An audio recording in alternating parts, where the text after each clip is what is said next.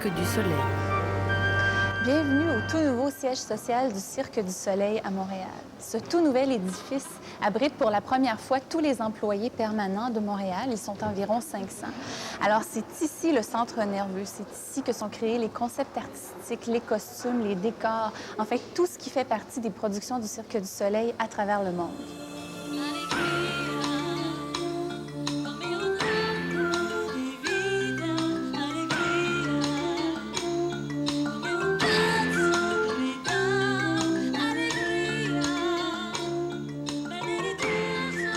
Gilles Sainte-Croix est cofondateur et directeur artistique du Cirque du Soleil. On fait un peu bande à part au niveau de ce qu'est un cirque, parce que notre cirque, premièrement, n'a pas d'animaux, et donc c'est un cirque basé sur la performance humaine. Et notre façon de faire, qui est très théâtrale, il y en a d'autres qui le font, mais disons qu'on le fait à grand déploiement. Et là, on se rapproche à quelque part des grands musicals qui circulent sur la planète. Mais ce qui nous différencie encore, là, une fois des musicals, c'est que chaque spectacle est unique. Il n'y en a pas deux Saltimbanco ou deux Allegria ou deux Mystères.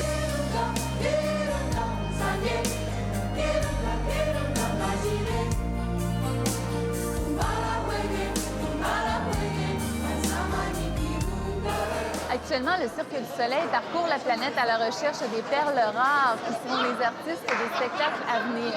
Parce qu'en ce moment, sur la planète, on peut déjà voir 3 des spectacles du cirque, soit Allegria qui est en tournée européenne, Mystère qui est le spectacle permanent de Las Vegas et Quidam qui est en tournée nord-américaine. D'ici 1999, on ajoutera 3 nouvelles productions aux spectacles déjà existants.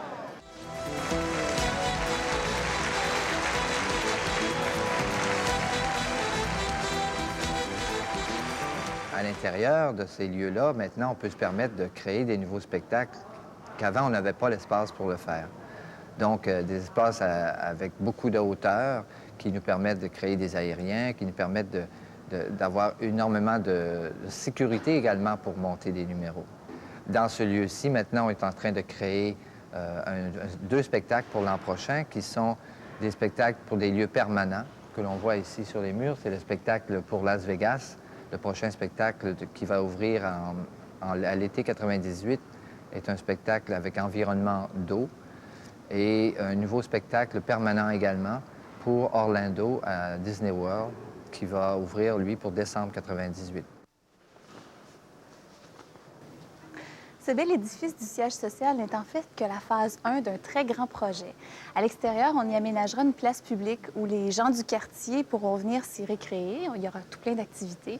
Et à l'autre extrémité du site, il y aura le village qui sera un lieu d'accueil et d'hébergement pour les artistes qui sont de passage à Montréal pour un entraînement en vue de spectacles futurs.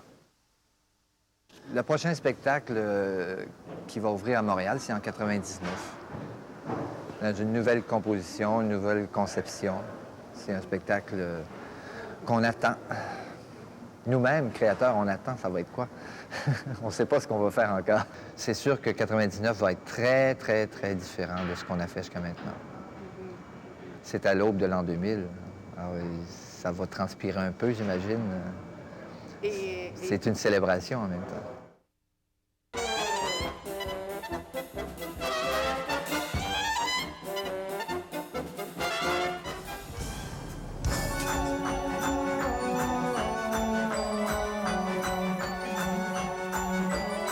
La création d'un spectacle est le fruit de nombreux savoir-faire. Au Cirque du Soleil, Léné Ward en est la coordinatrice. On est une des seules maisons au monde où on investit 6 mois dans la formation d'artistes. Et ça, c'est parce qu'on a fait le choix d'avoir 2 types d'artistes. Des artistes qui viennent de différents milieux, que ce soit la musique, la danse ou beaucoup l'acrobatique, évidemment, mais qui n'ont pas d'expérience Cirque du Soleil ou expérience spectacle. On les amène ensemble pour faire nos propres numéros. Et des fois, on va embaucher des numéros qui existent déjà, sur lesquels on va appliquer un concept, des costumes, la musique, etc. Franco Dragon est metteur en scène au Cirque du Soleil depuis 1985. Au départ, quand j'ai commencé avec le cirque, et même maintenant, principalement, les gens ne sont pas des acteurs. Donc je suis obligé, si tu veux, d'avoir une relation avec eux qui est une relation d'abord d'observation pour extraire ce qu'ils ont comme potentiel, pour leur dire ça, c'est vous, essayez d'utiliser ça comme ça. On n'a pas 2 ans pour vous pouvoir être juste sur le plateau. Nous avons 3 semaines, nous avons 1 mois, donc quel êtes-vous? Comment vous exprimez-vous? Autant par la voix, par la parole que par le corps.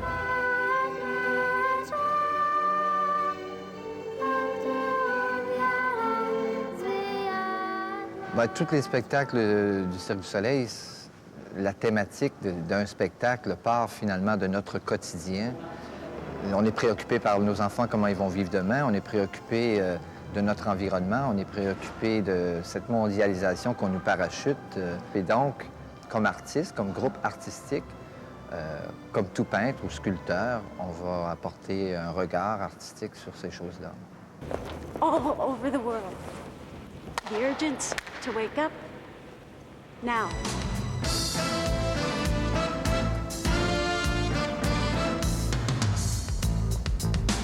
Depuis le début, presque les débuts, l'équipe de concepteurs au cirque a resté très stable et ça nous permet un autre fonctionnement que si vous rassemblez un metteur en scène avec un chorégraphe avec lequel il n'a jamais travaillé.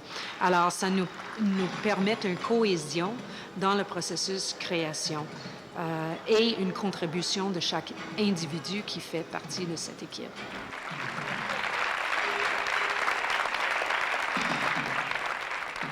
Alors le sublime, le moment sublime, c'est lorsque les différents, j'appelle ça ingrédients, mais les différents éléments du spectacle, ce pourquoi nous avons travaillé pendant des semaines et des semaines, chacun dans notre coin, nous avons un rendez-vous sous chapiteau, chorégraphe, musique, lumière, acrobate, artistes, danseurs, ensemble, nous partageons un moment et ça donne un spectacle qui est apprécié par les spectateurs.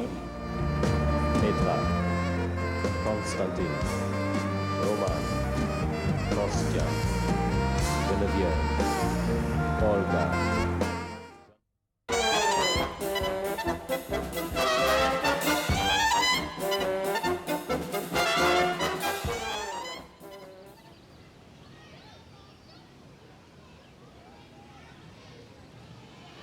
Un chapiteau, c'est spécial comme lieu et ça a attiré beaucoup les gens. Ça nous a aidés, en fin de compte, à faire connaître le Cirque du Soleil parce que le chapiteau attirait. Aujourd'hui, le chapiteau, encore une fois, même quand on joue aux États-Unis ou même en Europe, on essaie encore de se servir de ça pour attirer les gens, pour ressortir de l'environnement quotidien que les gens vivent dans une ville. Et c'est pour ça que nos chapiteaux, on essaie toujours de les monter au centre de la vie urbaine et non pas en banlieue. Nous, n'ayant pas d'animaux, on peut monter à peu près n'importe où.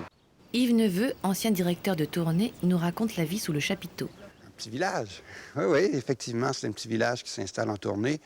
Si on regarde toute l'infrastructure sur le terrain, il y a le chapiteau, qui est le gros morceau. Et autour de ça gravitent toutes les installations électriques, mécaniques, tout ce côté technique qui est énorme.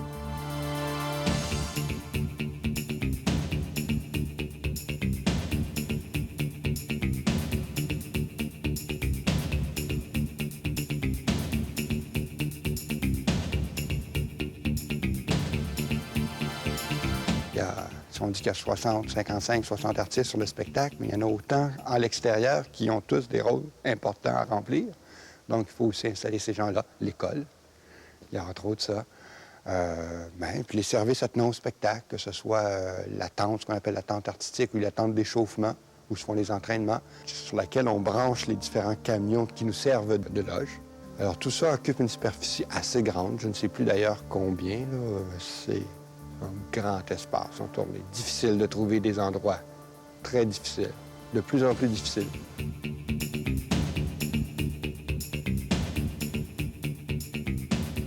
Mais la tendance est de dire qu'un spectacle vit 5-6 ans. Tu vois, si je prends le cas de Kidam, qui a commencé l'an dernier, on fait 3 années en Amérique, Et le plan est de faire 3 années en Europe. Dans les années précédentes, souvent on faisait 3 ans en Amérique, 1 an au Japon, 2 ans en Europe. Alors on essaie d'un petit peu trouver un rythme qui fait qu'un spectacle a une durée de vie de 5 à 6 ans.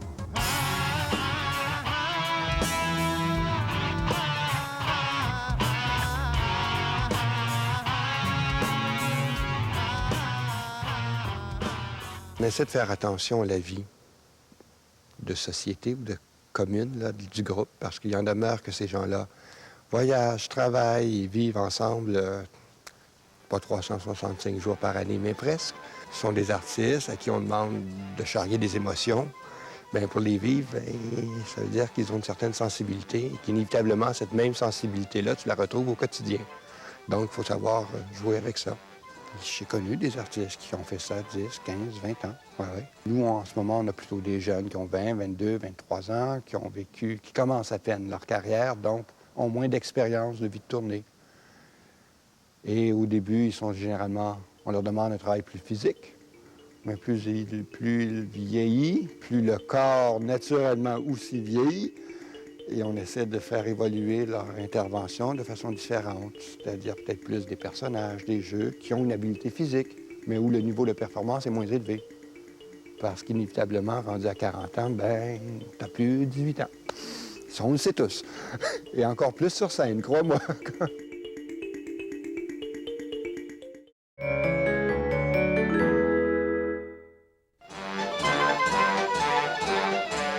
Guy Caron, metteur en scène, collabore à différents grands cirques depuis plusieurs années. Il est le fondateur de l'École nationale de cirque de Montréal et enseigne également à l'École de Chalon-sur-Marne. Le cirque, il vient de Philippe Ashley, d'ailleurs, dans les années 1770 environ. Là. C'est un ancien écuyer qui a décidé de remonter des spectacles, mais avec plusieurs écuyers. Alors, c'est un spectacle basé avec des chevaux. Il a construit une piste de 13 mètres. Pourquoi 13 mètres? Tout simplement parce que avec le cheval, avec la chambrière, il pouvait atteindre le maximum avec le cheval. Aussi l'inclinaison du cheval quand le sauteur part et puis fait un saut et arrive sur le cheval. Alors il y avait tout axé quelle était sa dimension et après ça, il a créé un genre de lieu spécial. Tranquillement, au cheval, on a mis des comiques et on a aussi mis des acrobates. Les acrobates n'étaient pas juste sur les panneaux ou sur les chevaux, on commençait à prendre la place sur la piste. Et doucement, on est arrivé aussi aux aériens. Léotard a été le premier, un Français d'ailleurs, à faire tout le passage avec les aériens.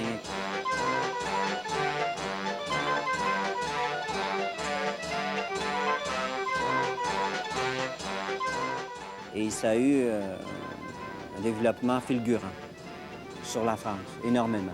Le développement, après ça, s'est répercuté à l'Allemagne, un peu partout par rapport aux chevaux. Aussi en Russie, des énormes cirques, c'était énorme, avec du tapis rouge épais comme ça. C'était très, très luxueux. C'était merveilleux. Toutes ces années, les années là, folles, il y avait l'éclairage, il y avait l'électricité, tout ça. Alors, on a tout pris, tous les données qui s'en venaient. Et puis, on a fait du cabaret. Aussi, un événement fort où on a mis beaucoup de cirque. Le cirque était quand même assez important au cabaret. Les danseurs, tout ça. Alors, le cirque et le cabaret, ensemble, le musical, dans les années 1900, ça a été l'apogée. Tout était en développement à cette époque-là. Et c'est là qu'on a pris naissance à s'en aller tranquillement vers le cirque, avec de la toile.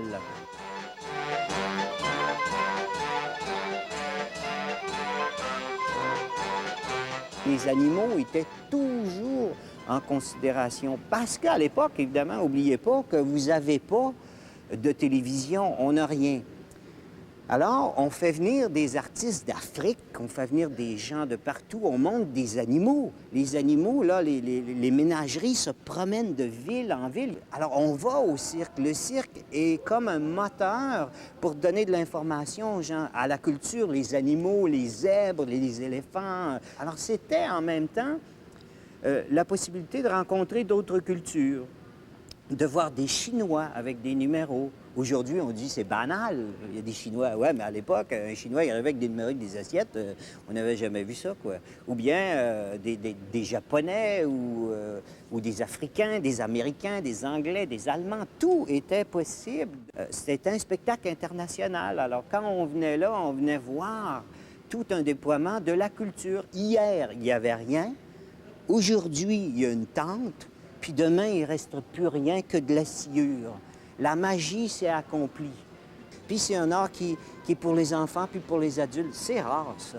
C'est là qu'on était plus loin, nous, ici au Canada et puis ailleurs dans d'autres pays, de dire que ce ne serait pas juste un spectacle mineur. Ce serait un spectacle avec un grand A pour une forme d'art, tel que c'était dans les années 1900, puis qui a été peut-être mal exploité par ses directeurs puis par ses artistes, puis qui a eu un laisser-aller, puis que maintenant, il y a un renouveau partout sur la planète. Et puis moi, j'aime ça. J'adore ce qui se passe.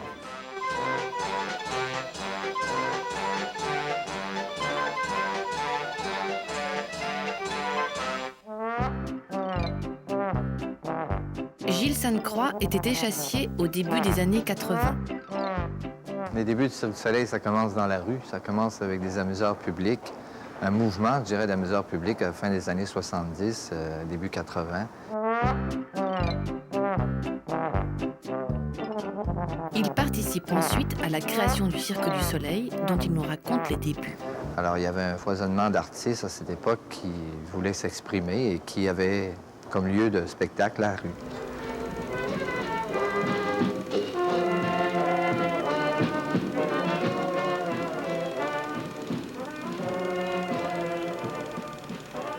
On a organisé à Baie-Saint-Paul un festival d'amuseurs de rue qui regroupait tous les Québécois, mais aussi des artistes européens qui venaient jouer au Québec.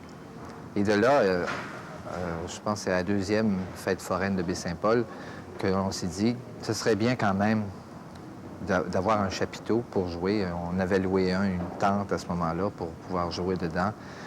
Puis on disait, ça pourrait devenir finalement un cirque, cette histoire-là. C'était logique que ça devienne un cirque. Alors, le Cirque du Soleil, c'est né tout seul, finalement, de ça. Soleil, parce que c'était la jeunesse, parce que c'était dynamique, parce que ça se voulait nouveau, ça se voulait générateur de nouvelles idées. Attention, attention, mesdames et messieurs, le spectacle va commencer. Approchez, ça va commencer.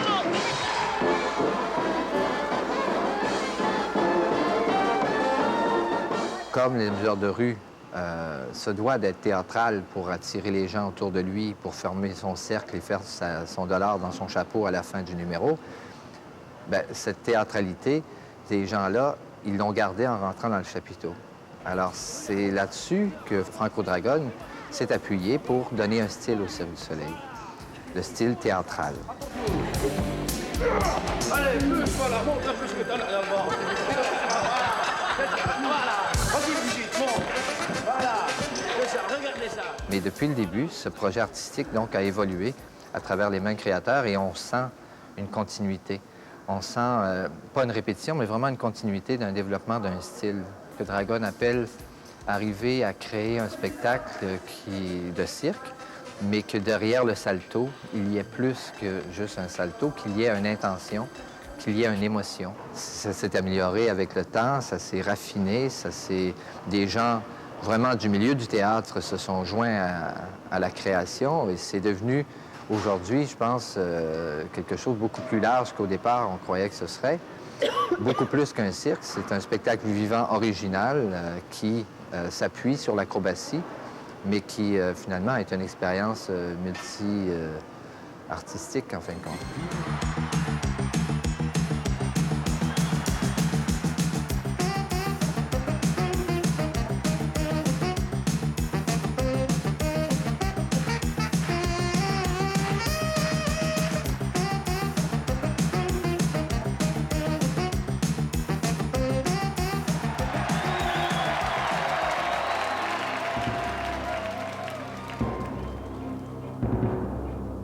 Je m'appelle Fred Gérard, je viens de France et je fais le métier que l'on appelle accrocheur au cirque.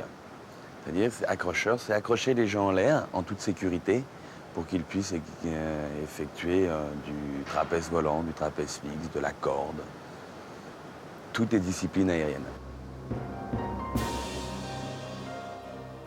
cirque traditionnel et ces trapèzes sont maintenant un peu loin là derrière nous. Maintenant, on a des doubles trapèzes, des triples trapèzes, des bungees, des disciplines qui viennent aussi du monde sportif.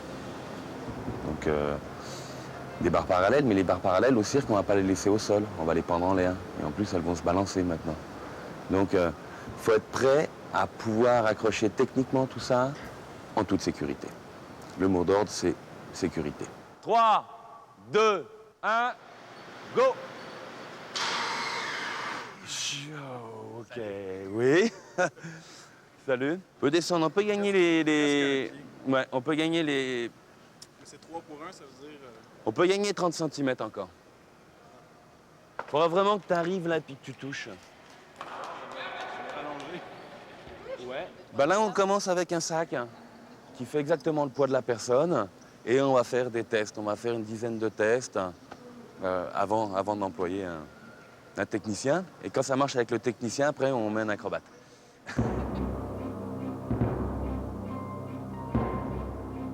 On est toujours à la recherche de choses très sécuritaires. On va chercher du matériel d'alpinisme qui est reconnu, du matériel d'accastillage de marine aussi qui est très cher, mais qui est reconnu. Au moins, on sait que l'on peut pendre tant de kilos pendant tant de temps. Non, il y a vraiment une très grande recherche qui est faite à ce niveau-là. Moi, je trouve que c'est quand même assez important parce que dans un cirque, je crois qu'il n'y a rien de plus grave que de voir un artiste blessé. Hop, attention. Bon. Il y a une très grande connivence entre l'artiste et ou le créateur de matériel, ou l'accrocheur, ou le technicien quoi, qui travaille avec. Chaque pas que l'on fait là en avant, maintenant est basé sur le matériel. Un saut périlleux au sol, c'est joli, mais maintenant, un saut périlleux effectué sur une corde plutôt qu'un câble, c'est beau. Puis un saut périlleux effectué sur un appareil que l'on ne connaît pas en l'air est encore plus impressionnant. Donc là, maintenant, les gens commencent à chercher des appareils un peu nouveaux. Alors là, nous sommes devant la maquette qui nous a permis de monter Mystère. Et là, ça, c'est une création typiquement québécoise. On voulait un numéro de trampoline qui change un peu des autres. Donc on avait mis 3 trampolines pour que les gens puissent sauter indépendamment sur les 3 toiles. Et en refermant ce trampoline par un système hydraulique, les gens pouvaient passer de toile en toile. Et en refermant encore plus, les gens pouvaient passer d'une toile extrême à l'autre. Cette trampoline, en plus, appelée trampoline mouche, devait voler. Mais pour des raisons de poids, à le Mystère, elle se déplace tout simplement sur coussin d'air. Et cette invention québécoise travaille maintenant depuis 2 ans à Las Vegas dans le show de Mystère.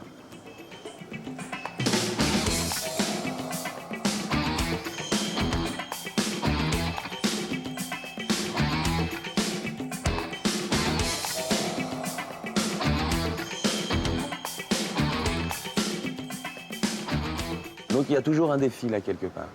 Et quand on arrive à trouver une solution pour qu'un acrobate puisse faire un numéro, il y a quand même un 0,02% qui nous appartient, puis on est fiers de ce 0,02%.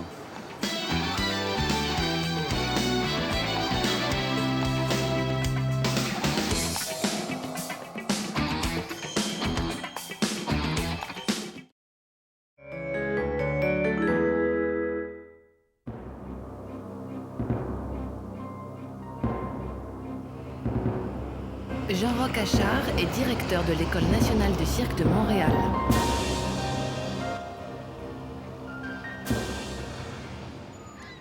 Bonjour, bienvenue à l'École nationale de cirque. Vous êtes à Montréal, au Québec, au Canada.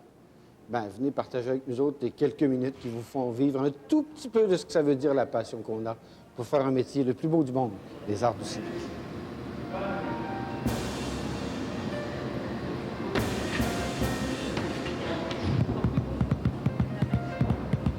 L'école, elle est née avant le Cirque du Soleil. L'école, c'est important de le dire aussi, est une entreprise privée. Nous ne sommes pas l'école du Cirque du Soleil, mais nous collaborons.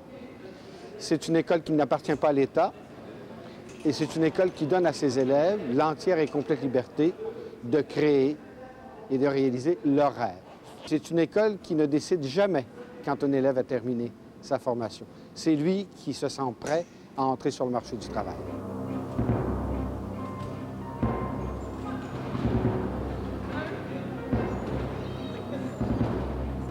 Pierre Edvet directrice artistique de l'école. Il faut être déjà en bonne forme physique.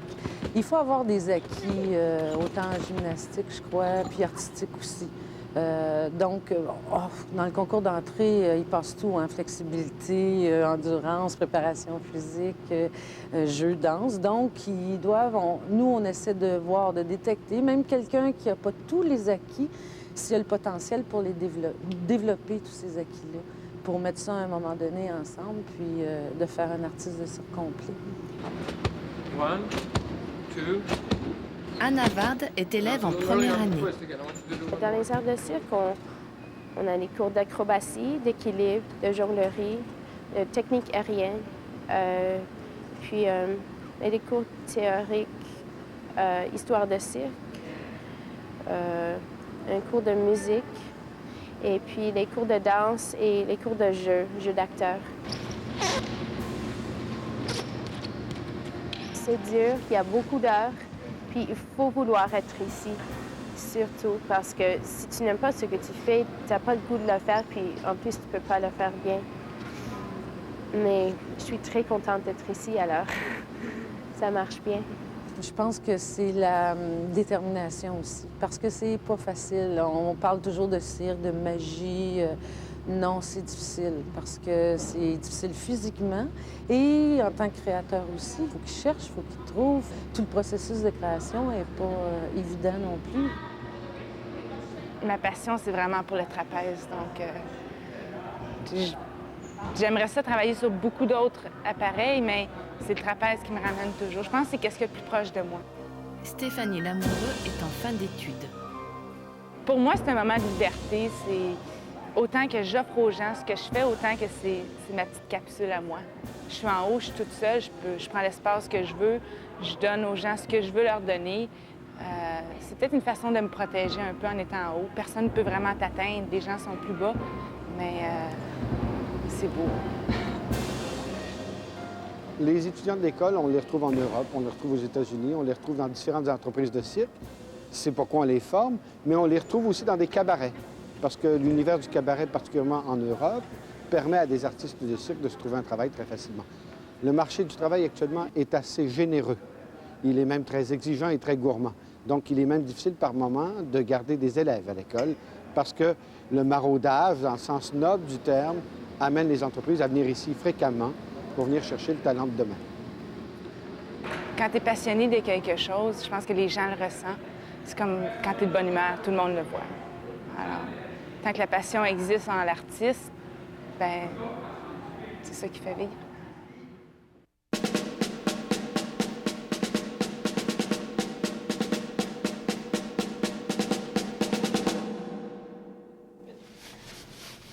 Jean Gélineau est responsable de la formation scolaire des jeunes artistes du Cirque du Soleil. Je suis coordonnateur pédagogique. Alors, j'apporte du support aux profs qui sont sur les différents projets. Il y en a 2 sur la tournée américaine, 2 en Europe. Puis moi, je suis ici pour assurer la continuité de l'enseignement si jamais il y a des enfants qui sont envoyés en entraînement ici à Montréal.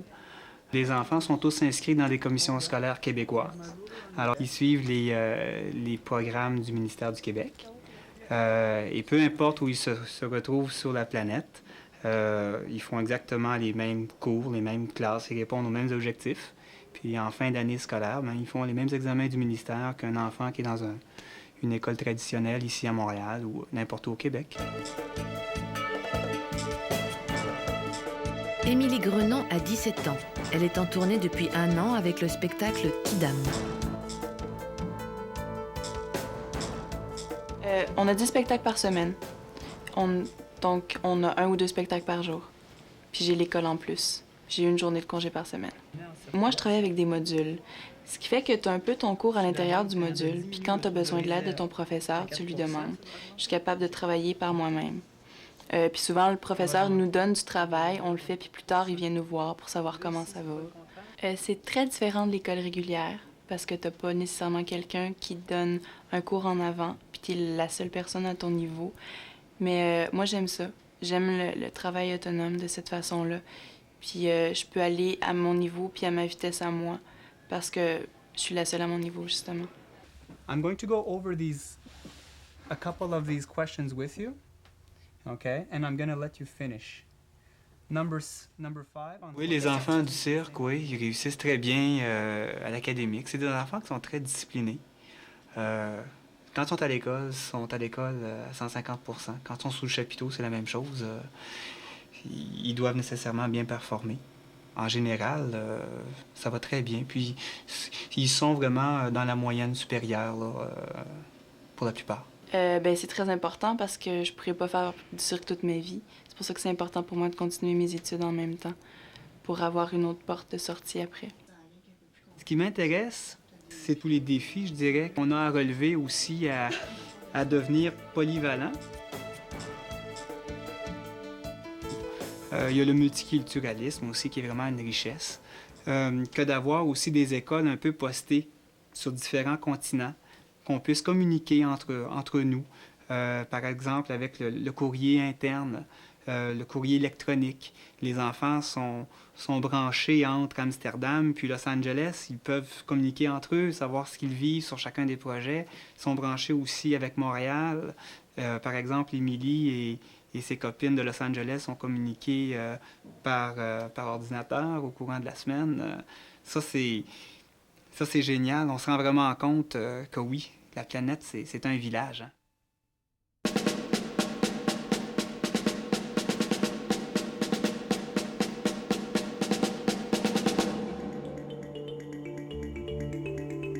Je faisais de la gymnastique au niveau international sur l'équipe du Canada. Puis, à la suite de blessures, j'ai dû arrêter ma carrière de gymnaste. Puis après ça, en même temps, j'ai passé des auditions pour aller au Cirque du Soleil. Ils m'ont accepté, alors j'ai tout laissé pour aller au cirque, pour partir dans la grande famille du cirque. Au Cirque du Soleil, Amélie Major a rencontré Didier Antoine, qui venait de l'école de Chalon-sur-Marne. Ils travaillent maintenant en duo.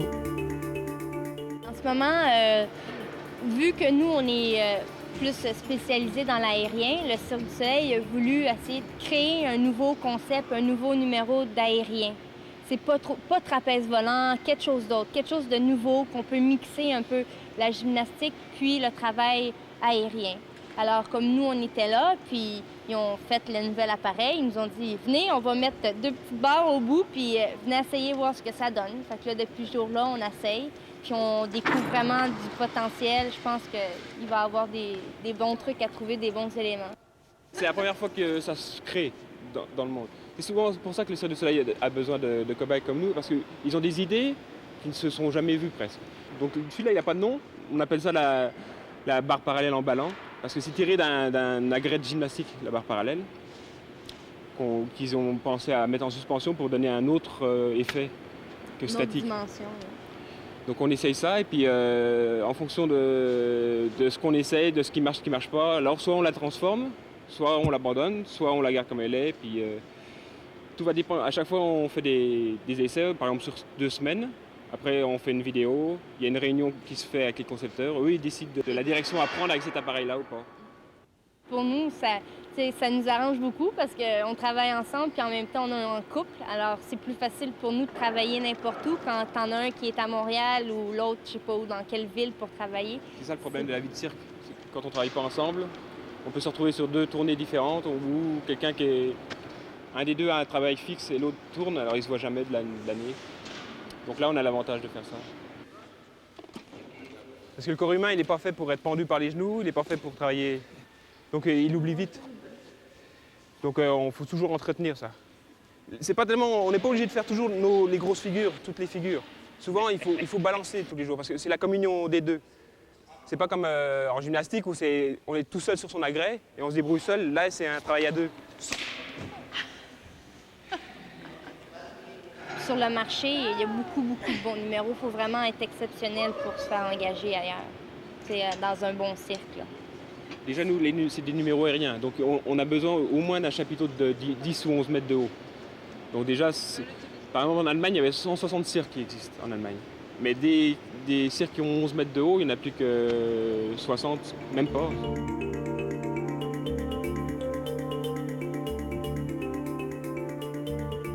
Donne à fond dans les spectacles aussi, le public, quand tu es sur une scène, tout le monde te regarde. Puis là, tu fais quelque chose, puis après le monde t'applaudit, tu fais comme « wow », c'est un drôle de feeling, mais après, tu commences à aimer ça. Puis tu te dis, c'est comme une drogue, là. C'est super le fun. Ouais, pour ma part, c'est de se retrouver devant un public et puis d'essayer de les faire rêver. Comme le cirque un peu du Soleil le fait, c'est que tout est mis en place pour que tout est calculé exactement pour faire rêver le public. Et il n'y a rien de mieux que de finir un spectacle et puis d'aller voir les gens, puis les gens ils disent pendant 2h30 j'ai rêvé, j'ai tout oublié.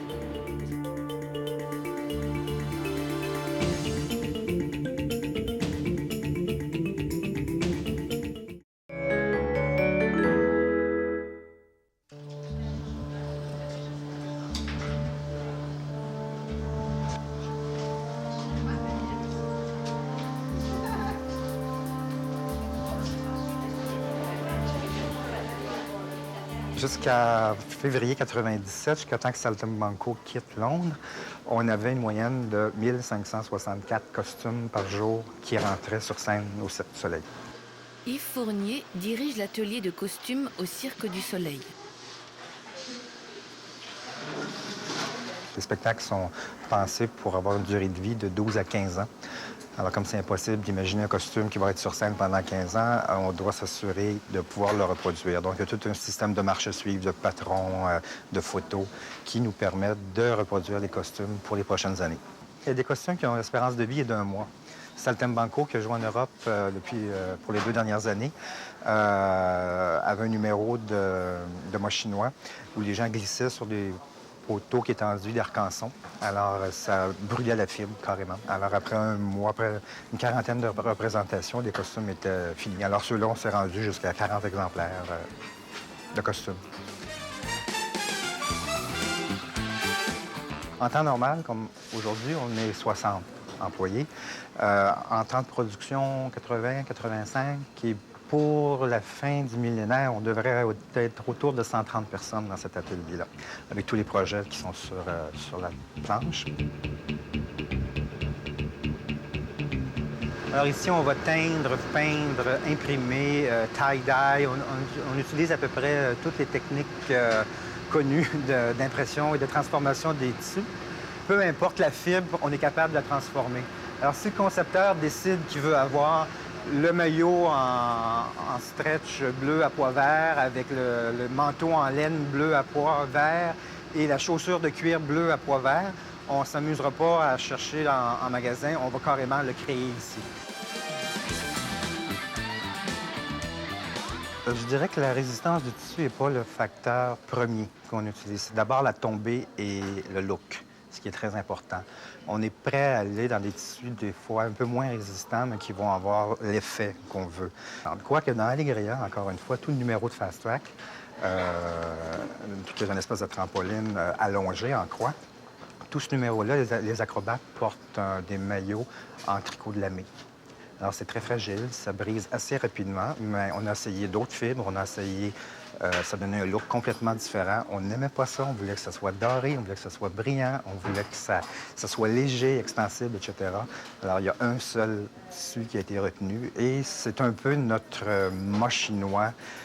On le remplace régulièrement.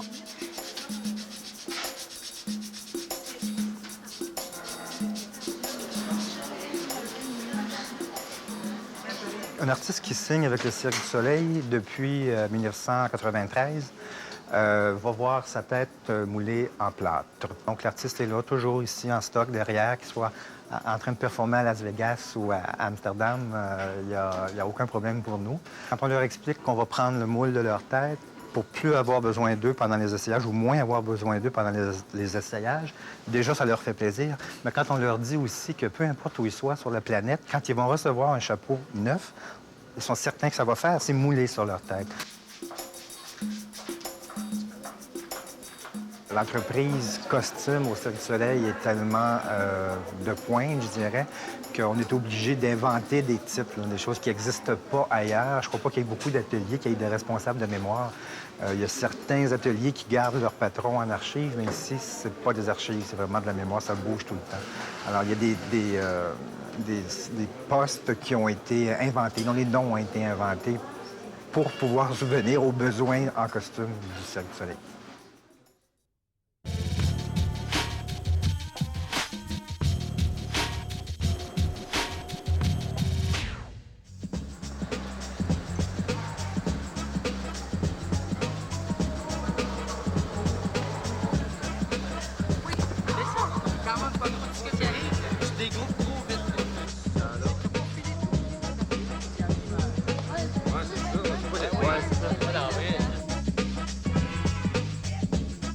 Vachon, entraîneur, et John Denham, éducateur de rue, animent des ateliers avec des jeunes en difficulté.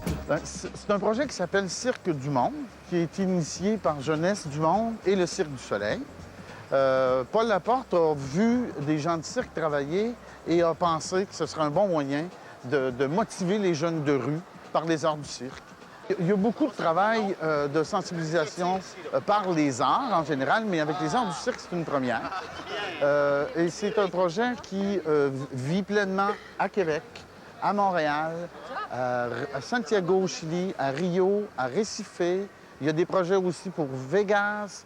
Il y a un projet qui est parti présentement à Amsterdam. Alors, tous les bureaux du cirque ont un projet à connotation sociale.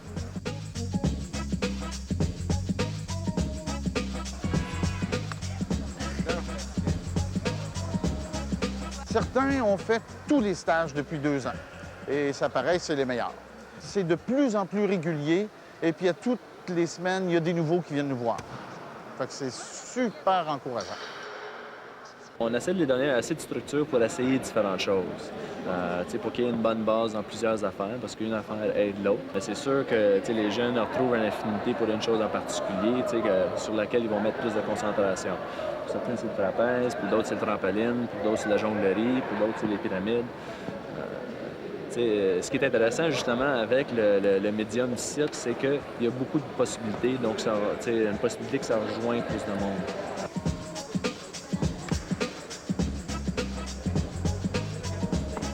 Moi, je suis jongleur, puis je travaille dans la rue. Donc, moi, je suis dans la rue avec mes bêtes, mes diabolos, puis j'en fais avec des jeunes, puis on parle d'autres affaires dans le cirque.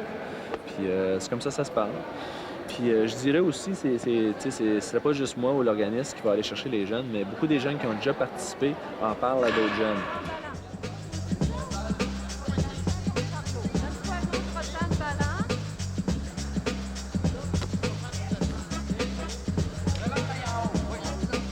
Ce que j'aime beaucoup leur montrer aussi, c'est qu'on a besoin d'un porteur, d'un voisin. On a besoin de quelqu'un, d'un pareur. Donc, il faut être en confiance. Je dois avoir confiance envers mes copains. Et dans la rue, souvent, on se défie de tous. Alors, ça, je trouve ça, c'est plaisant à montrer. Si quelqu'un tombe, il y a quelqu'un pour te protéger. Alors ça, c'est des trucs à connotation éducative, mais pour moi, c'est des vraies valeurs qui sont bonnes dans tous les domaines.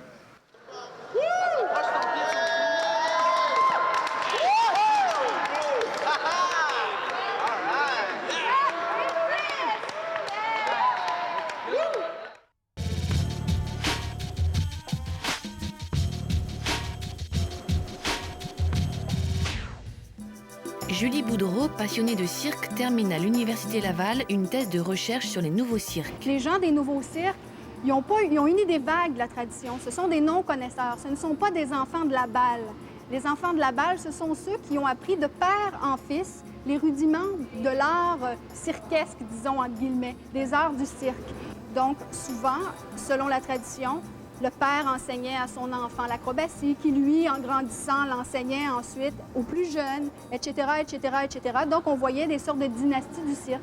Aujourd'hui, c'est plus du tout ça qu'on voit. Alors, les gens vont dans des écoles de cirque où ils se pratiquent dans la rue avec des copains, ils font du rollerblade ou toutes sortes de sports un peu nouveaux, finalement, et ils développent des techniques acrobatiques avec ça qui vont être récupérées par la suite par les nouveaux cirques. Et on va voir apparaître peut-être la parole au cirque de demain. On va peut-être voir apparaître aussi des gens qui vont chanter davantage. Donc, le cirque qui, dans sa tradition, donnait à l'habileté et à la technique une présence importante, est en train maintenant de se transformer en amenant l'émotion. Jean Rocachard est directeur de l'École nationale du cirque de Montréal. Veut dire des choses. Il y a quelques années, on voyait des grandes choses sur le plan technique. On va voir encore des choses sur le plan technique, mais maintenant, on donne de la place à l'âme, à l'émotion. Bien qu'il y ait des liens communs entre les cirques, chacun d'eux a comme réinterprété la tradition à sa façon. Alors, autant on a le cirque Archaos qui est plutôt urbain, avec ses voitures de casse, ses motos, ses vidéos, ses télévisions, et des personnages qui mangent du ruban de cassette audio. Autant chez Plume, par exemple, on a tendance à sortir de la ville, à donner ces spectacles en banlieue, voire en campagne même. Alors, on érige le chapiteau en campagne et on donne un spectacle plus près de la poésie, une poésie où on va s'émerveiller des petites choses de la vie. Au Cirque du Soleil aussi, c'est la même chose. On a un cirque poétique qui essaie de projeter une image positive de l'avenir. Alors donc, on se retrouve avec autre chose. Chacun a une interprétation différente qu'il a faite à la fois de la tradition et du monde d'aujourd'hui. Je pense qu'il y a de plus en plus de petites entreprises qu'on va voir se former, puis de créateurs aussi. Pas juste faire leur numéro, mais fonder leur compagnie, puis chercher d'autres façons de faire évoluer le cirque. Pierrette Venn est directrice artistique de l'École nationale de cirque. Dans la variété, on est beaucoup demandé aussi à la télévision. De plus en plus, même au théâtre, on a besoin d'une trapéziste, ils nous appellent. Fait que je crois que c'est dans le cirque qui est dans l'air.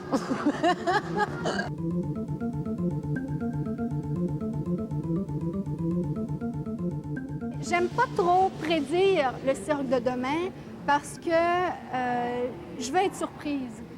Et je veux que les gens s'attendent à tout, à n'importe quoi. Tout peut arriver. Pourquoi pas un cirque sur la glace en plein milieu de l'hiver? Pourquoi pas un cirque dans l'espace? Et je pense aussi que le public est de plus en plus prêt à dire, bon, mais moi, je m'en vais dans un cirque, je ne sais pas qu'est-ce que ça va être, je ne m'attends à rien. Le cirque, c'est surtout pas toujours pareil. En tout cas, on peut tout de suite, disons, se rendre compte de ça avec la nouvelle génération de cirque, puisqu'il n'y en a plus un qui est pareil. Donc, le cirque, c'est pas toujours la même chose. Alors, laissons-les nous amener vers quelque chose d'inattendu. Puis chacun d'eux, je pense, saura nous amener dans un ailleurs sans qu'on s'en doute.